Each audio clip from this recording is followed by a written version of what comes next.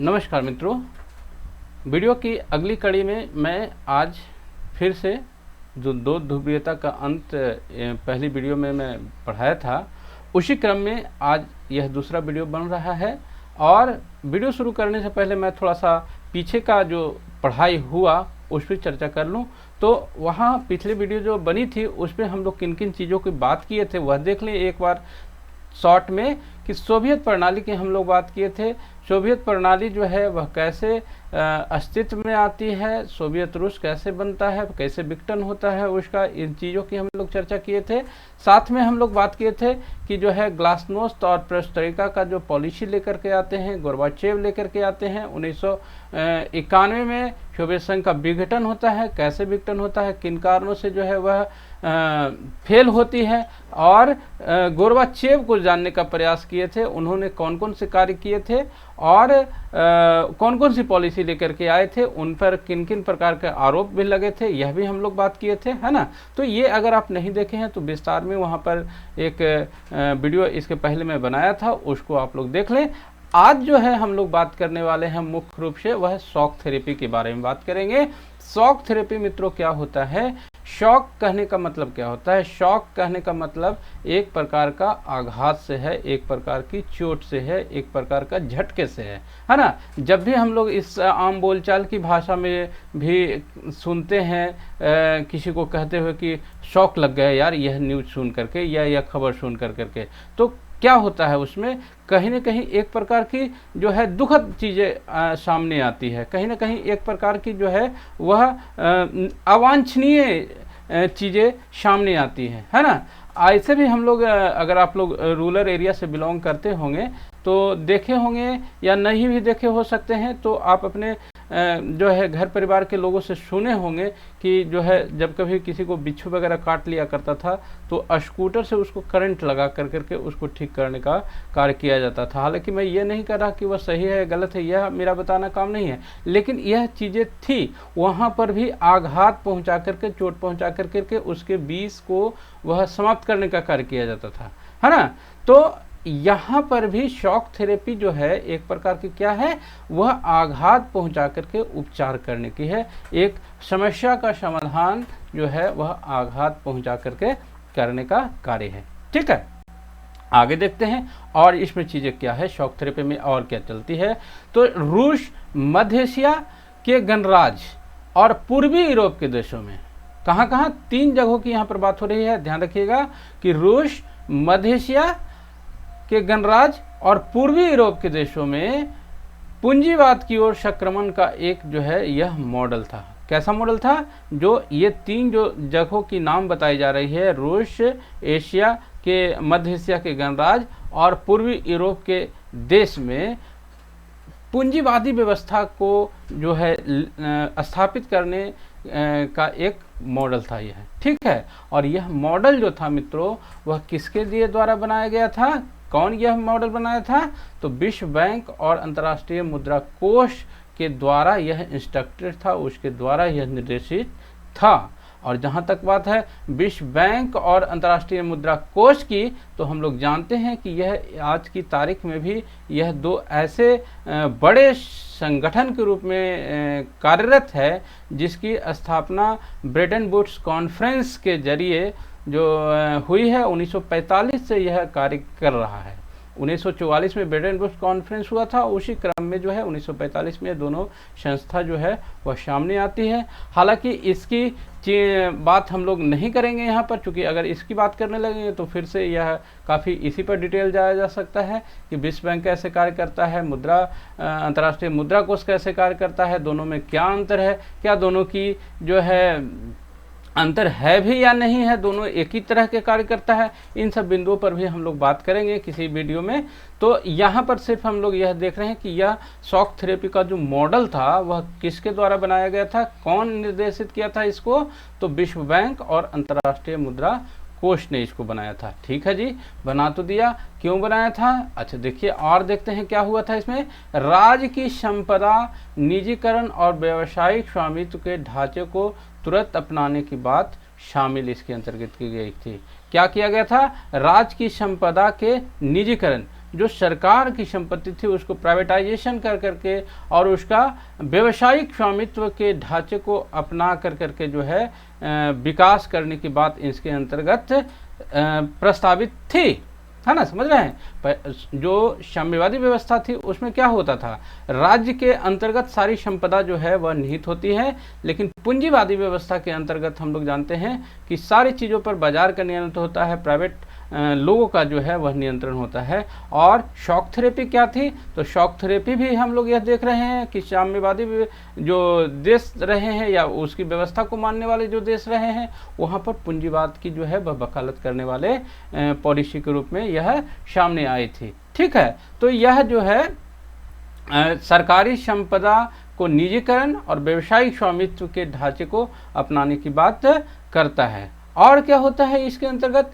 तो shock therapy में सामूहिक फॉर्म जो होते हैं को निजी फॉर्म में बदला जाता है और पूंजीवादी पद्धति से खेती शुरू की जाती है। देखिए यहाँ पर क्या है व्यवस्था कि शॉक थेरेपी के अंतर्गत ये मानता है कि सामूहिक फार्म जो होते हैं वह किसी की जिम्मेदारी न होकर करके जो है वह जब नहीं हो जाती है तो वह कार्य ठीक से नहीं होता है, और जब एक निजी व्यक्ति के जिम्मे में अगर कोई चीज़ रहता है तो वह उसको ठीक से देखता है, वह अपने तरक्की उसके साथ जोड़ करके देखता है, तो वहाँ पर डेवलपमेंट ज़्यादा होने के चांसेस रहता है, वह ज़्यादा करता भी है। ठीक है, और इसी को ध्यान में रख कर करके सामूहिक जो फॉर्म होती थी, सामूहिक खेती वगैरह करने की जो बात होती थी उसको निजी फॉर्म में उसको कन्वर्ट कर करके पूंजीवादी पद्धति के आधार पर खेती शुरू की गई, यानी कि जो है उसको क्या बोलते हैं बेनिफिट ओरिएंटेड जो है वह कृषि शुरू करने की बात ये इसके अंतर्गत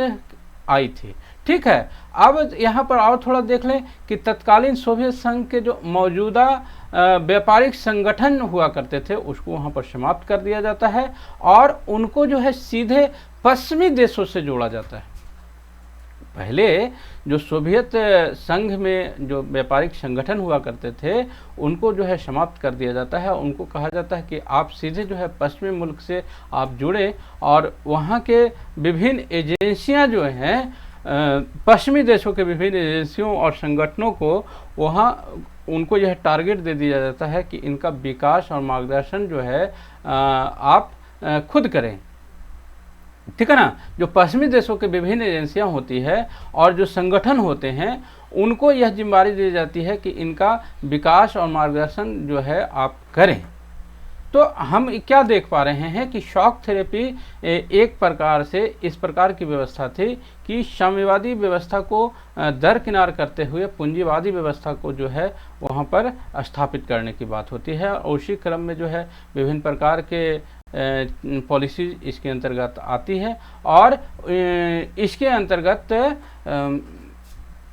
ये प्रक्रिया चलते रहती है। आगे थोड़ा सा हम लोग दोनों जो व्यवस्थाएं होती है साम्यवादी अर्थव्यवस्था और पूंजीवादी अर्थव्यवस्था उसका अंतर भी यहाँ पर हम लोग समझ लें थोड़ा सा, ताकि जो है हमको यह बेसिक अंडरस्टैंडिंग जरूर हो कि साम्यवादी अर्थव्यवस्था क्या होती है और पूंजीवादी अर्थव्यवस्था क्या होती है। तो साम्यवादी अर्थव्यवस्था पहले हम लोग यह जान लें कि यह यूएसएसआर समर्थित थी। किसको समर्थित थी? यूएसएसआर समर्थित थी। अब पूंजीवादी अर्थव्यवस्था जो है वह किसको समर्थित होती है?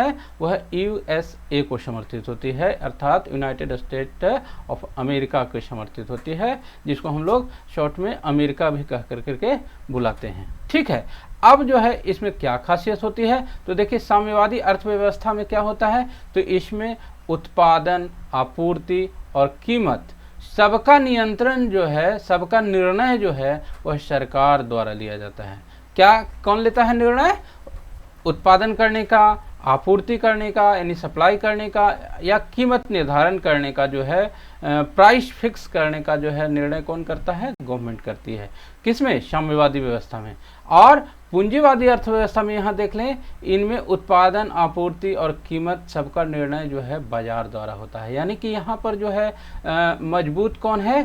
सरकार। सरकार जिस चीज़ का जो रेट निर्धारित करती है वह ही मान्य होता है। और पूंजीवादी अर्थव्यवस्था में रेट सरकार तय नहीं करती है, गवर्नमेंट जो है वह इंटरफेरेंस उसका बहुत कम होता है, ना के बराबर होता है, और सारी चीज़ों पर जो है नियंत्रण किसका होता है, बाजार का होता है। लेकिन बहुत नाम मात्र का यहाँ पर मैं कहूँगा, एकदम तो नहीं कह सकता हूँ कि होता ही नहीं है, लेकिन आपको उसकी कमी जो है यहाँ पर दिखेगी। जो निर्णय होते हैं यहाँ पर साम्यवादी अर्थव्यवस्था में सरकार करती है और पूंजीवादी अर्थव्यवस्था में जो है वह बाजार करती है, पहली चीज़। दूसरी जो अंतर है वह यहाँ पर सभी संपत्तियों पर जो नियंत्रण होता है साम्यवादी व्यवस्था में, वह सरकार का नियंत्रण होता है। जितनी भी संपत्ति है, चाहे वो किसी व्यक्ति विशेष का भी वह संपत्ति जो होता है ना, वो साम्यवादी में सरकार की ही संपत्ति मानी जाती है। लेकिन यहाँ पर जो संपत्ति होती है वह निजी उद्यमी का होता है, इंडस्ट्रियलिस्ट का होता है, और वह अपनी इच्छा अनुसार उसका जो है इन्वेस्ट कर सकता है, अपनी इच्छा अनुसार उसमें अपना व्यापार कर सकता है। लेकिन यहाँ पर जो है साम्यवादी व्यवस्था में इस तरह की चीज़ें नहीं होती है। सरकार को जब जरूरत पड़ती है किसी भी संपत्ति को, तो वह अपने लिए, अपने हित में जो है वह उसका उपयोग कर सकता है। ठीक है। उसके बाद तीसरा अंतर जो है मित्रों, वह है उत्पादन का लाभ जनता के बीच वितरित होती है। यह बहुत बड़ी चीज़ है कि जो भी फायदे होते हैं ना साम्यवादी व्यवस्था में, उसका शेयर जो है वह जनता को जाता है। थोड़ा कम बेसी हो सकता है, लेकिन उसका लाभ जो है जरूर मिलता है। लेकिन यहाँ पर जो है पूंजीवादी अर्थव्यवस्था में उत्पादन का लाभ निजी पूंजीपति को मिलता है। जो लोग इंडस्ट्रियलिस्ट होते हैं उन्हीं के पास यह रह जाता है, लोगों में वह डिस्ट्रीब्यूशन करने की बात यहाँ पर नहीं होती है। तो ये बहुत बड़े 3 अंतर हैं। अंतर तो और बहुत सारी चीज़ें हैं, लेकिन यह 3 अंतर जो है बहुत बड़े हैं। इसको आप लोग ध्यान रखेंगे और यहाँ से भी आपको प्रश्न बन सकता है विभिन्न प्रकार की परीक्षाओं में, ना सिर्फ नेट, बल्कि आप असिस्टेंट प्रोफेसर का एग्ज़ाम दें, सेट का एग्ज़ाम दें, तो बल्कि अन्य कंपटीशन में भी जो है इससे प्रश्न आपको देखने को मिल जाएंगे। तो यही थी आज की वीडियो। मैं समझता हूं कि यह आपके लिए काफ़ी सहायक हो रहा होगा, इससे आप लाभान्वित हो रहे होंगे। मिलते हैं अगले वीडियो में, तब तक के लिए बाय।